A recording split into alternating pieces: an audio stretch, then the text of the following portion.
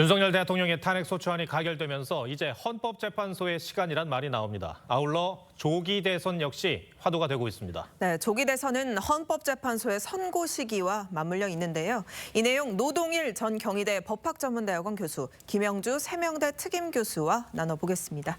안녕하십니까? 안녕하세요.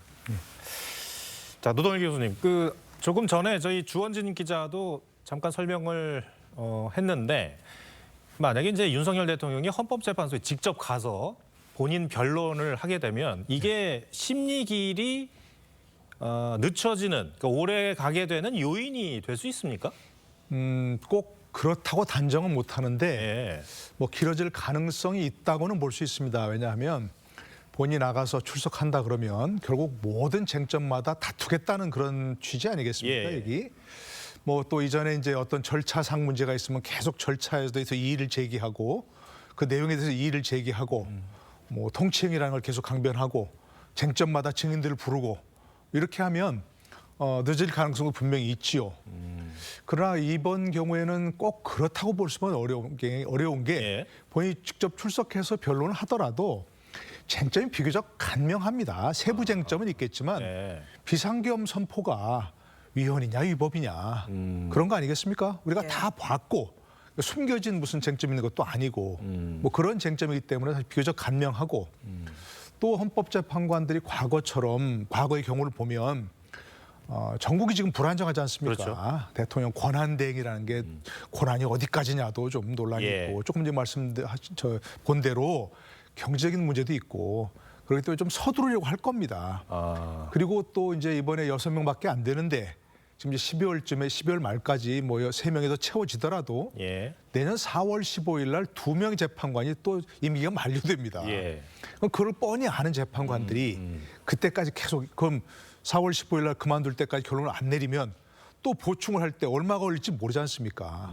그렇기 때문에 집중 심리를 통해서 뭐 좀 빨리 끝내려고 하지 않겠는가 하는 뭐 그런 것도 예상해 볼 수 있습니다. 네. 그렇군요.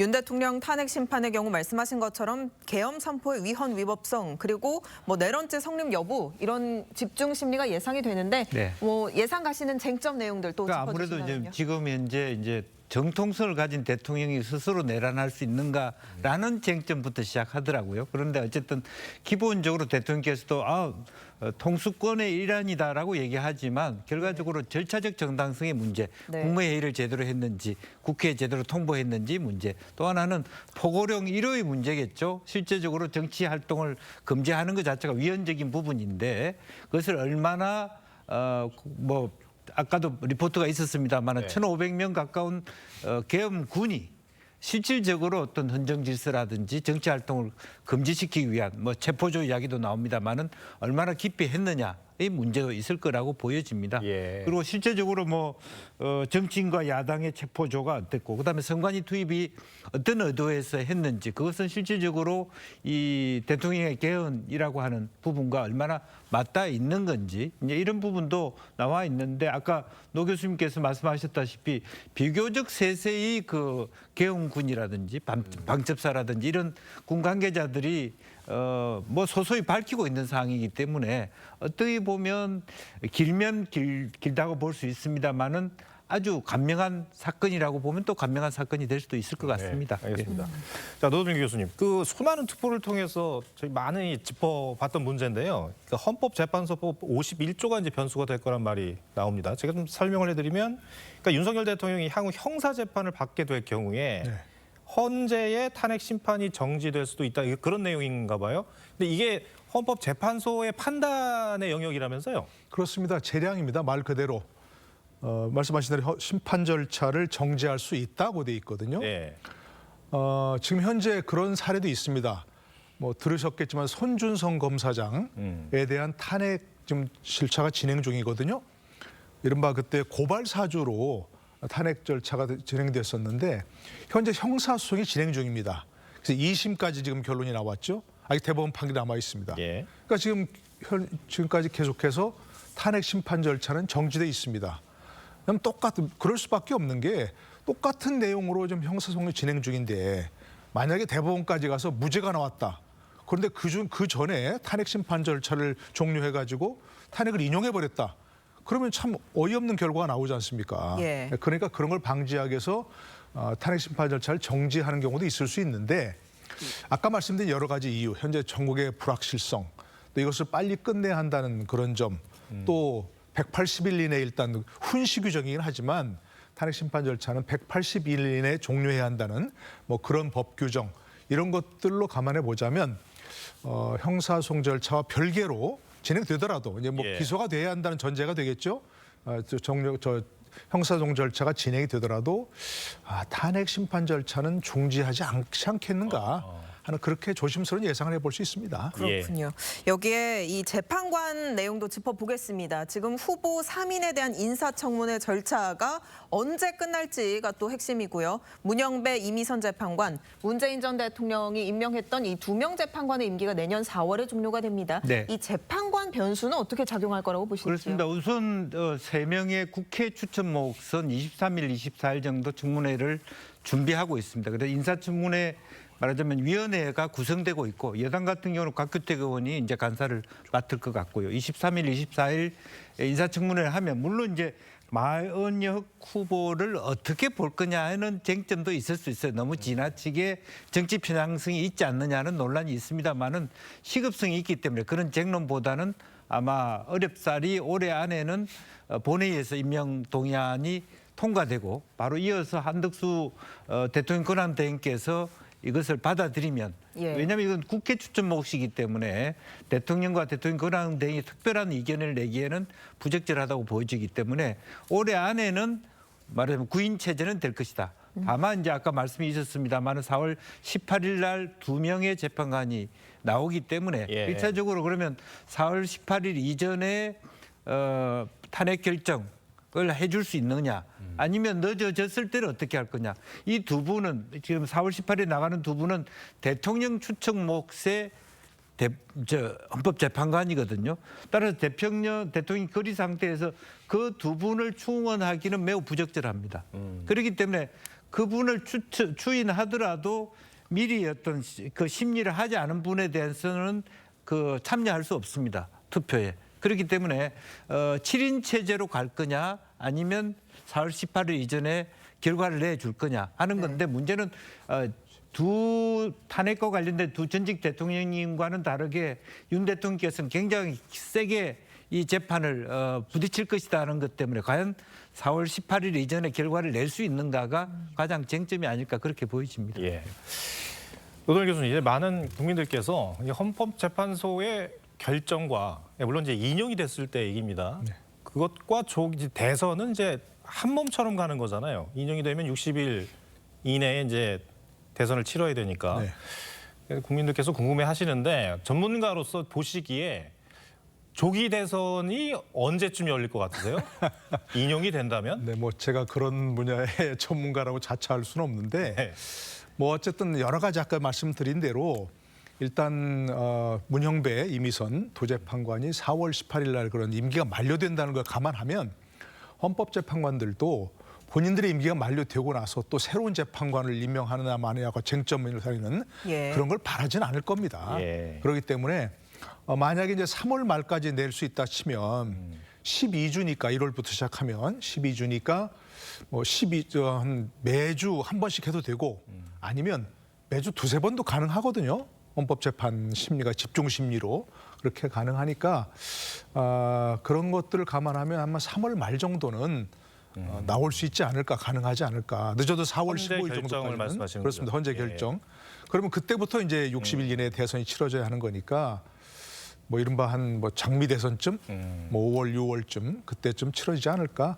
이것도 조심스러운 그냥 추정입니다. 네. 김영주 교수님은 어떻게 전망하세요? 이제 변수가 하나 있죠. 뭐 뻔히 알다시피 이재명 대표의 2심 있기 때문에 그것은 어떤 정치적 유불리가 아니라 국민 전체, 국가 전체 공익적 차원에서 가급적이면 2심이 결정되는 순간 그 이후에 대선이 치러지는 것이 국민의 대다수의 합리적 생각일 수 있습니다. 따라서 교수님께서 3월 말에도 가능하다고 할 수 있습니다만은 4월 18일 이전이면 가능하거든요. 그러니까 뭐 4월 15일 정도 예를 하면 두 달 뒤면 6월 중순이면 대충 말하자면 이재명 대표의 재판 2심까지를 보고 대선을 치를 수 있는 그런 부분이 있을 수 있다라는 것은 정치적 유불리를 떠나서 실질적으로 보면 선거를 하고 난 다음에 이재명 대표 2심에서 혹시 실형이 됐을 때 불행스러운 결과, 대선을 다시 치러야 되는 결과를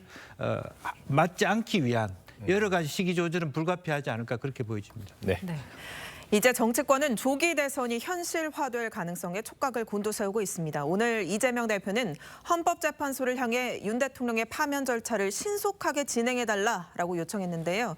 반면 본인의 사법 리스크에 대해서는 무죄 추정의 원칙을 강조했습니다. 들어보겠습니다. 이 재판 기소 자체가 매우 정치적이고 또 상식에 부합하지 않는다는 것을 많은 분들이 동의하십니다. 우리 헌법은 무죄 추정의 원칙이라고 하는 아주 확실한 원리를 채택하고 있습니다. 법과 상식에 따라서 합리적 결론이 이루어질 것이고 저 역시도 그 절차 과정을 충실하게 이행할 것입니다. 김영주 교수님. 네. 이 대표가 이제 여러 현안에 대해서 얘기를 했습니다만 윤석열 대통령이 탄핵되고 난 뒤에 이재명 대표의 사법 리스크가 더 부각되는 느낌이에요. 그러니까 그렇습니다. 어떤 얘기냐면, 그러니까 이재명 대표가 윤석열 대통령의 파면을 촉구하려면 본인의 재판에 대해서도 같은 잣대여야 되지 않느냐, 네. 이런 목소리거든요. 어떻게 평가하시죠? 저도 이제 그 이재명 대표의 대국민 담화를 보면서 아쉬웠던 2%가 그런 부분입니다. 국민들의 안정을 위해서 내 재판도 내가 빨리 받을 테니까 탄핵 결정도 빨리 해달라. 이런 부분의 밸런스를 좀 맞춰줬으면 했는데 지금 말씀은 방금 앵커께서 말씀하셨다시피 탄핵 결정 빨리 해달라. 나는 억울하다. 그렇게 얘기를 했기 때문에 그것은 뭐 아직까지 시기적으로 뭐 자기는 지금 말하자면 그 변호사부터 해가지고 법원에서 송달도 받지 않았다라든지 뭐 그런 얘기를 받고 있기 때문에 정말 지금부터는 국민들과 함께 자기 개인의 어떤 뭐 이해 유불리를 떠나서 국민의 편익을 위해서 나도 빨리 받겠다. 그런 사람이 오히려 선거 전략으로도 좋지 않을까 그런 생각이 들고요. 그런 의미에서 잘못하면 서로 버티기 뭐 언제나 대통령도 말하자면 대선을 늦게 치르기 위해서 이재명 대표가 감옥 가고 난 다음에 치르기 위해서 이 대표도 탄핵이 되고 난 다음에 재판하기 위해서 이렇게 본다면 국민들만 피곤하고 국민이 마치 볼모가 된 것 같은 느낌이 들기 때문에 이재명 대표도 조금 제가 아쉬웠던 부분은 바로 그 포인트였다고 보여지고 국민들이 그 착각을 하면 안 되는 게 지금 대통령에 대한 탄핵에 찬성한다는 것이 이재명 대표의 대선을 찬성한다는 것과 동일치 않다는 것을 정확하게 볼 필요 있을 것 같습니다. 네. 지금 여권을 중심으로 이재명 대표 사법 리스크 정조준하는 목소리가 이어지고 있습니다. 대표적으로 홍준표 대구시장이 범죄자 난동범을 대통령으로 모실 만큼 대한민국 국민 어리석지 않다. 이런 글을 올렸는데 교수님 좀 어떻게 보셨습니까? 글쎄 뭐 표현이야 뭐 동의하기 어려운 부분도 있지만 어쨌든 많은 분들이 공감하는 그런 부분 아니겠습니까? 여권에서도 사실은 대통령의 그 비상계엄이 정말 위헌적이라는 걸 다 동감하고 탄핵을 할 수밖에 없다는 그런 불가피성에 동의한 분들이 많았을 거예요. 그럼에도 불구하고 탄핵에 반대하거나 탄핵에 주저했던 그런 이유 중에 하나가 바로 이 부분 아니겠습니까? 이렇게 되면 앞으로 특별한 변수가 없는 한 앞으로 이재명 대통령의 그 꽃길을 깔아주는 거 아니냐. 예. 이런 것 때문에 그렇다고 생각합니다. 그러나 뭐 이재명 조금 말씀하신 대로 윤석열 대통령 탄핵이 곧 이재명 대통령으로 이어지는 건 아니라는 걸 분명히 말씀드리고 예. 또 한 가지는 지금은 이재명 대표가 지금 현재 뭐 승자처럼 저렇게 되어 있지만 앞으로 만약에 이제 아까 얘기한 대로 뭐 5월, 6월 또는 뭐 그 이후라도 언제든 실제로 대선이 눈앞에 온다, 닥친다. 그러면 국민들이 생각을 할 거예요. 예. 지금은 뭐 윤 대통령 탄핵이 제일 초점이고 관심이지만 그때 가서 1심만 나오든 2심이 또 나오든 예. 뭐 대법원까지 판결 나오기는 조금 시간상으로 어려울 겁니다. 지금 현재 그 구도대로 가면. 그러나 2심까지 만약 유죄가 나온다 그러면 윤석열 대통령, 현직 대통령은 탄핵을 했는데 또 차기 대통령이 유력한 사람은 이거 선거법 재판이 또 만약에 유죄 남겨보면 어떻게 되는 거지? 하는 그런 생각을 많이 할 겁니다. 그렇기 때문에 현재로서는 뭐 사법 리스크가 굉장히 좀 가려진 것처럼 생각이 되지만 예. 조만간 그게 또 관심의 초점이 되는 시기가 올 겁니다. 김영주 교수님께서도 아까 잠깐 언급을 해주셨는데요. 조금 더 이제 구체적으로 질문을 드리면 일단 이재명 대표는 어떤 대국민 기자회견을 통해서 탄핵 심리를 빨리 해라라는 어떤 촉구를 하지 않았습니까? 근데 당장 국민의힘에서 나오는 비판이 선거법 재판 항소심이나 또 대장동 사건 재판이나 이 대표가 재판 지연 꼼수를 부리고 있는 것 아니냐 이런 공세를 펴고 있거든요. 근데 이런 공세 속에서 지지층이야 뭐 이재명 대표의 지지층이야 무시를 하겠지만 중도층이 보기에는 이재명 대표가 내로남불을 보여주는 것 아니냐는 지적을 받을 수가 있다는 얘기죠. 뭐 일각의 그런 지적이 정말 타당한 거죠. 왜냐하면 본인이 지금까지 어떤 재판이든 하나도 잘못했다는 걸 인정하지 않지 않습니까? 예. 나는 무죄다. 뭐 정치 검찰이 이렇게 무도하게 기소한 것이다. 이렇게 계속 얘기한다면 그리고 지금 우리가 조금 전에 얘기한 것처럼 사법 리스크가 계속되면서 뭔가 뭐 대통령이 되어도 문제 있는 거 아니냐, 될 수가 있느냐 이렇게 논란이 있다면 어떻게 해야 되겠습니까? 진짜 본인이 무죄로 확신한다면 자 빨리 재판을 진행해서 나 정말 언제라도 나갈 테니까 빨리 내 사법 리스크를 해소해 주세요. 라고 먼저 주장을 해야 될 거 아니겠습니까? 네. 근데 지금 그렇지 않잖아요. 선거법 2심 재판이면 항소심 배당이 되어가지고 이 재판을 진행하려고 하는데 송달 안 받는단 말입니다. 송달 안 받는다는 게 집을 비워버리고 주소 지금 아무도 없다는 거 아니겠습니까? 그리고 또 한 가지는 변호인도 선임을 하지 않고 보통 변호인에게 송달을 하거든요. 그러니까 변호인도 선임을 하지 않고 폐문부재라고 보통 얘기합니다. 송달을 받을 사람이 없어가지고 예. 반송되거든요. 그럼 한 번 더 합니다. 그때도 안 받을 거 아니겠습니까? 그런 식으로 하면 한두 달 금방 갑니다. 과거 최강욱 전 의원이 써먹었던 수법이 바로 그렇습니다. 그게 폐문부재라고 재판을 2달 넘게 지연시켜서 임기 다 채우고 거의 나서야 비로소 결국 유죄 확정 판결이 나는 뭐 그런 사안이 됐거든요. 만약 다시 한번 말씀드리지만 정말로 이재명 대표가 자신 있고 나 무죄다 하는 거 확신한다면 지금이라도 국민 여러분 저 떳떳하게 사법 리스크 해소하고 대선에 도전하겠습니다 하는 그런 떳떳함을 당당함을 좀 보여줘야 할 때가 아닌가 싶습니다. 네. 민주당에서는 지금 조기 대선을 치러서 이재명 대표 사법 리스크를 단번에 해소하자 이런 전략을 취하고 있는 것 아니냐라는 시각이 있는데 뭐 지금 미국 트럼프 대통령 사례도 나오고요. 뭐 어떻게 보셨습니까? 뭐 이제 뭐 그런 부분들이 당연히 이제 뭐 민주당으로는 그렇게 하겠죠. 그러나 뭐 전체적으로 민주당 뜻대로 세상이 돌아갈 수도 없는 거고 헌재는 헌재대로 그리고 우리가 바라는 것은 유불리를 떠나서 사법부가 빨리 바른 판단을 소위 633 체제라고 하는 부분을 지켜줬으면 좋겠다. 그리고 또 하나는 지금 변호인이 없으면 왜 재판부가 그럼 국선 변호인으로 하겠다. 이렇게 좀 주도권을 가지고 하지 않고 그것을 다 받아들이는지 모르겠습니다. 예. 몇 년씩이나 끌고 있으면서 2년, 3년씩 1심을 끌고 그렇다면 실제적으로 재판의 현안들은 이미 다 나온 겁니다. 부를 만큼 불렀고 말하자면 정인들도 그렇기 때문에 그런 부분에 대해서 재판부가 다시 한번 시민들의 어떤 그 날카로운 눈초리를 의식해야 된다고 봅니다. 예. 그 재판부가 이재명 대표가 유력한 대선 후보가 되니까 또 눈치 보는 거냐 이런 식의 그 공격을 받지 않도록 자기 계산대로 뭐 헌재도 마찬가지로 유불리 계산을 떠나서 있는 그 프로세스대로 갔으면 좋겠고 재판부도 다른 그 계산을 하지 않고 재판장이 주도권을 가지고 빨리빨리 재판을 마무리하는 것이 우리나라를 위해서 좋다는 것이고요. 네. 다만 이제 뭐 민주당이 다수당이다 보니까 법사위를 통해서 그런 공격을 많이 하겠죠. 예. 그러나 그것이 현실적으로 가능하지는 어려울 것이다. 그렇게 봅니다. 예.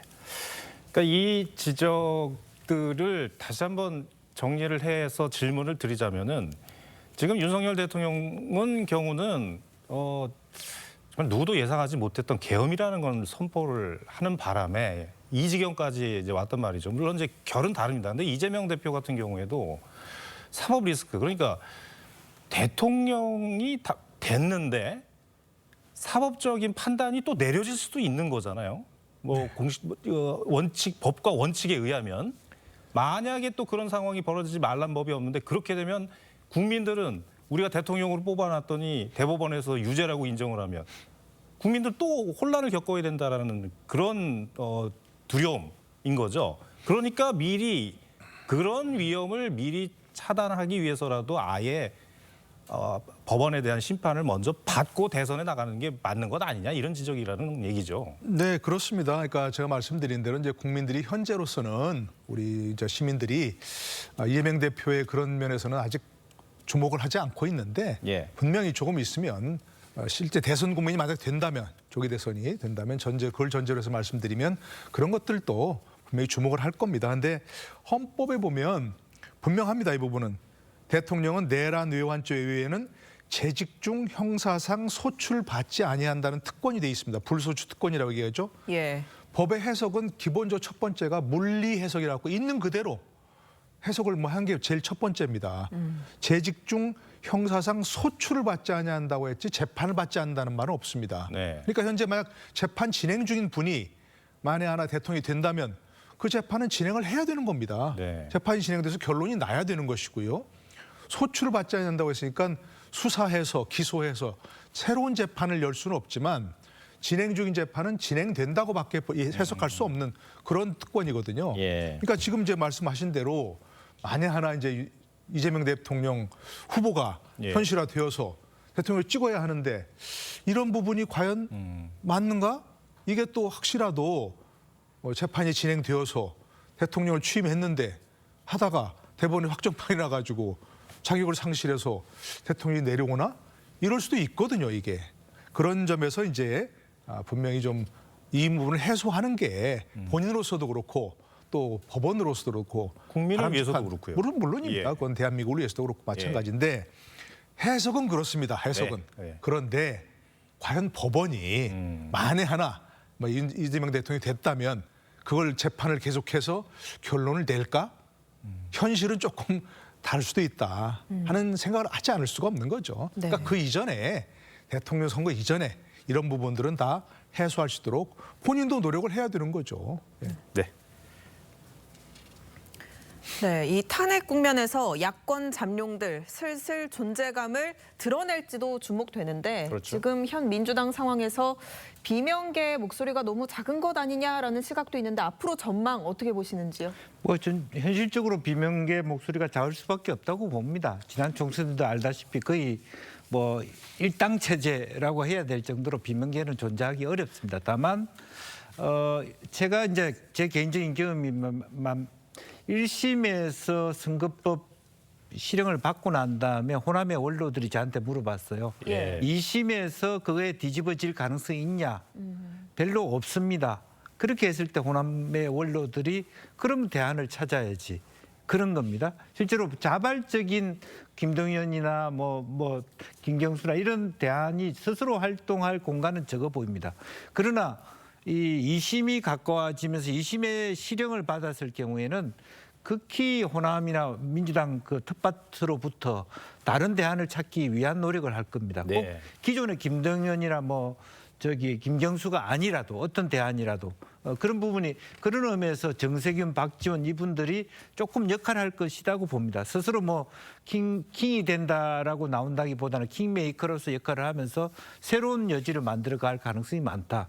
따라서 내년 4월, 5월 달에 2심이 나오면 실질적으로 민주당은 이 급격하게 대안을 모색할 가능성이 많다. 그러나 지금 현재 상태에서는 어떤 여지가 거의 없다. 그렇게 봐야 될 것 같습니다. 알겠습니다.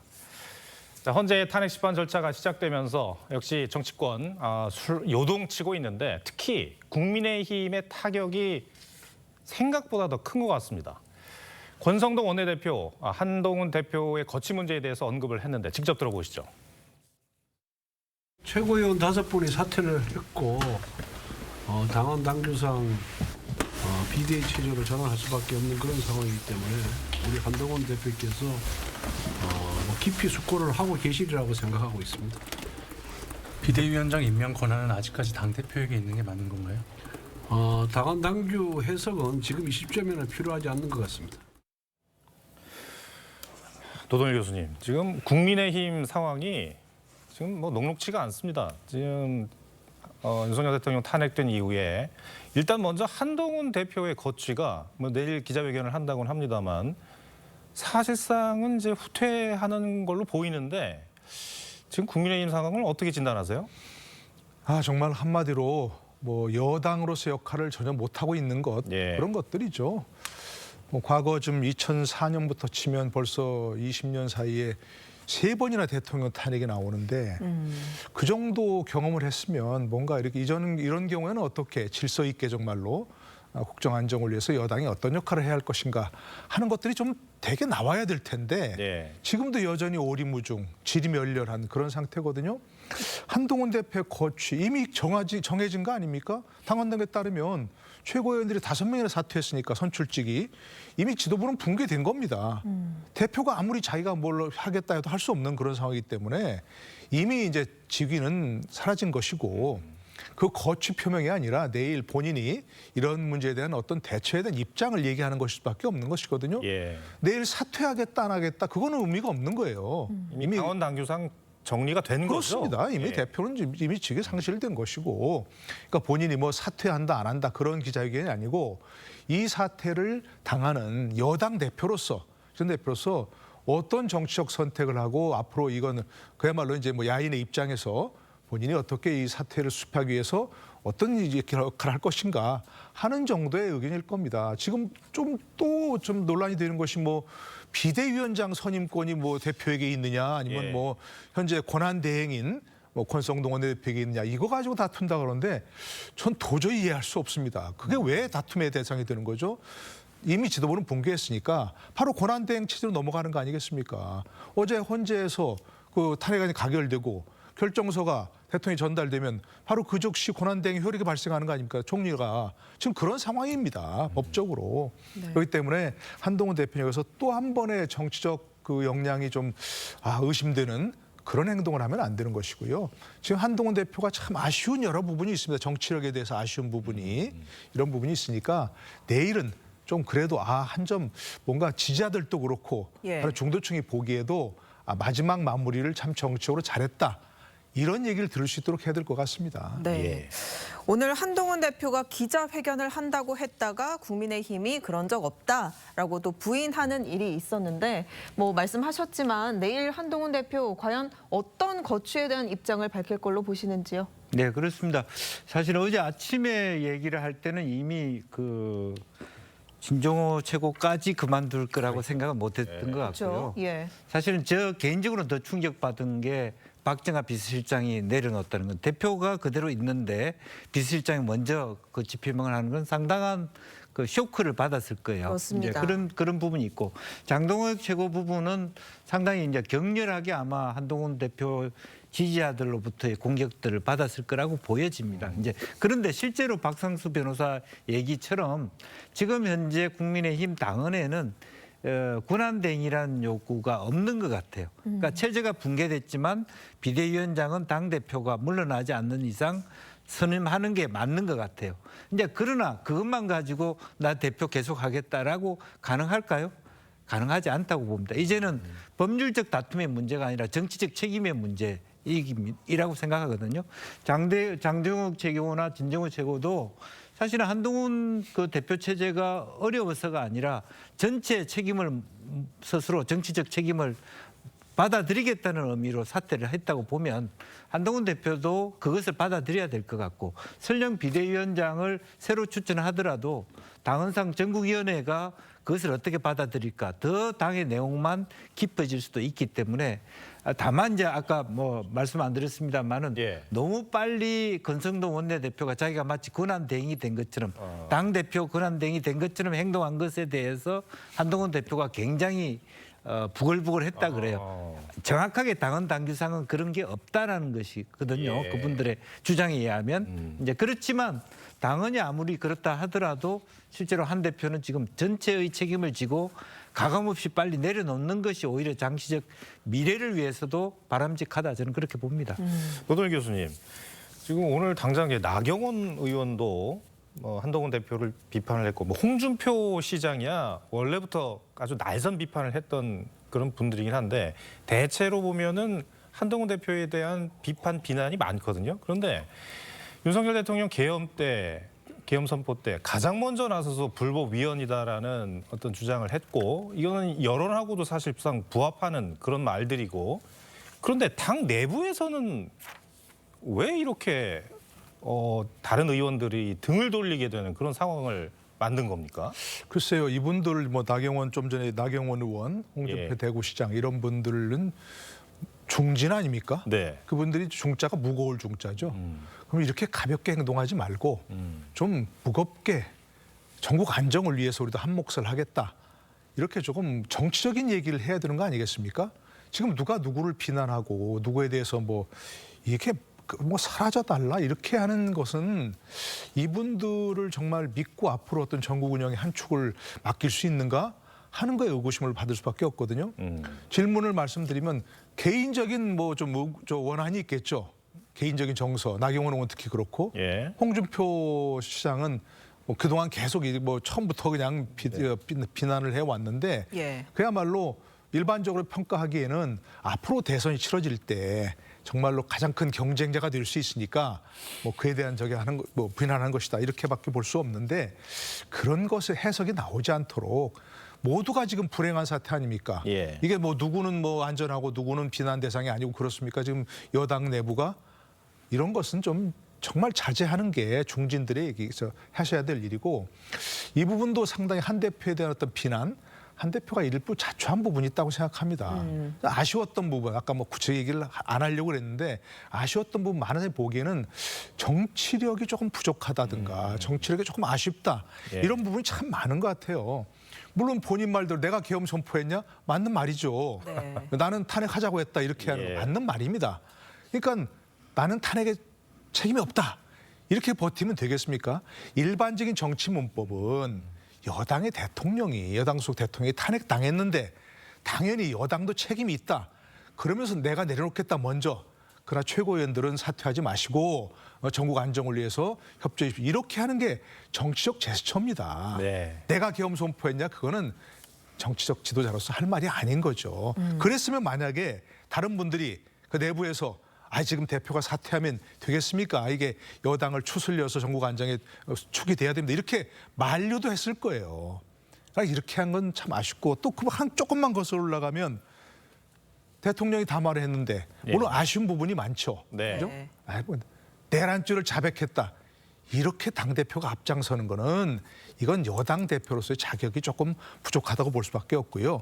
또 그 조금만 거슬러 올라가면 한덕수 총리와 함께 나서서 여당 대표가 무슨 권한으로 같이 나서서 대통령의 이선 후퇴를 얘기하고 직무정지를 얘기합니까? 이런 것들이 결국은 여당 대표로서의 권위, 정치자, 지도자로서의 어떤 이미지 이런 것들에 훼손을 가져온 자초한 것이라고 봅니다. 예. 지금 대한민국이 혼란한 그런 상황인데 저희 TV조선이 기획으로 만든 리포트가 있습니다. 전해드리고 또 얘기 나누겠습니다. 헌정사상 세 번째 대통령 탄핵안 가결로 전국은 한 치 앞도 내다볼 수 없는 상황이 됐습니다. 어디로 흘러갈지 모르는 대전환의 시기. 이젠 한 단계 도약하자란 주제로 짚어보겠습니다. 네, 오늘 첫 번째 순서로 이미 극한 대립의 역사를 여러 차례 체험해온 정치 원로들의 생각을 이광희 기자가 들어봤습니다. 여야를 막론하고 원로 정치인들은 계엄 해제와 탄핵안 가결을 이끌어낸 국민의 뜻을 정치권이 제대로 바라봐야 한다고 강조했습니다. 4.19, 60항쟁, 촛불혁명, 이제 이번에 네 번째 흐름이 닥친 건데 이제 국민의 시간이고 역사의 시간이에요. 어떤 당에 속았느냐 문제가 아니라 여야 간에 나라만을, 국익만을 생각해야 될 그런 시점이라고 생각을 합니다. 이젠 헌법재판소의 탄핵 심판이란 법의 시간을 기다려야 할 때라며 여야 모두 권한대행 체제의 안정을 돕는 게 우선이라고 했습니다. 또 기존의 극단적 대립과 충돌에서 양쪽 모두 물러서야 한다는 지적도 나왔습니다. 국민의힘이 기존의 방식대로 하면 안 돼. 완전히 밑바닥에 가야 돼. 두 번째 못 돌아가서 죽었다 해야 사는 거예요. 여당은 이제요. 전개 이유를 상실했어요. 민주당이 포용적 정치 제도를 활용해서 국가 안정을 먼저 끌고 나갈 책임이 있다. 또 이번 사태를 87년 체제 전환의 기회로 삼아 제왕적 대통령제를 바꿀 개헌을 추진해야 한다는 목소리도 있습니다. 4년제 중임제 플러스 이원집정부제, 대통령의 권한을 축소 내지는 이양하는 그런 것으로 바꿔서 위기를 기회로 만드는 4년제 중임제로 헌법을 고치고 근본적으로 큰 정치적 개혁을 해야 될 때가 아닌가. 공식 인터뷰를 사양한 원로들은 정치적 과도기 상황에서도 민생 경제와 외교안보 정책이 등한시돼서는 안 된다고 조언했습니다. TV조선 이광입니다. 김영주 교수님, 리포트에서도 저희가 전해드렸습니다만 지금 한국이 너무나도 엄중한 상황이잖아요. 이제 정치권이 당리 당략 따질 때는 아니지 않습니까? 그렇습니다. 특히 이제 우리 트럼프 대통령의 새로운 이기 출범과 더불어서 전 세계의 질서가 변하고 있는데 우리도 거기에 발맞추는 재빠른 국가적인 단합과 안정이 필요할 때고요. 그러니까 그 탄핵이 중요한 게 아니라 탄핵 과정에서 국민들이 더 많이 분열된다라고 하는 측면에서 원로들은 그것을 고민하고 있는 것 같습니다. 네. 위기를 새로운 기회로 만들기 위해서 탄핵보다는 오히려 대통령 임기 단축과 말하자면 4년 중임제라든지 개헌을 하자라고 하는 의견도 나오고 그분들은 왜 뭐 국민들의 탄핵의 열망을 모르겠습니까? 이제 그런 것은 바로 개인보다는 개인의 이해관계보다는 국가의 미래를 더 생각하자는 거고 또 당분간은 자기 주장보다는 전체가 하나 될 수 있는 좀 여유를 가졌으면 좋겠다는 말씀을 드리겠습니다. 알겠습니다. 오늘 두 분 설명은 여기까지 듣겠습니다. 고맙습니다. 감사합니다. 맞습니다.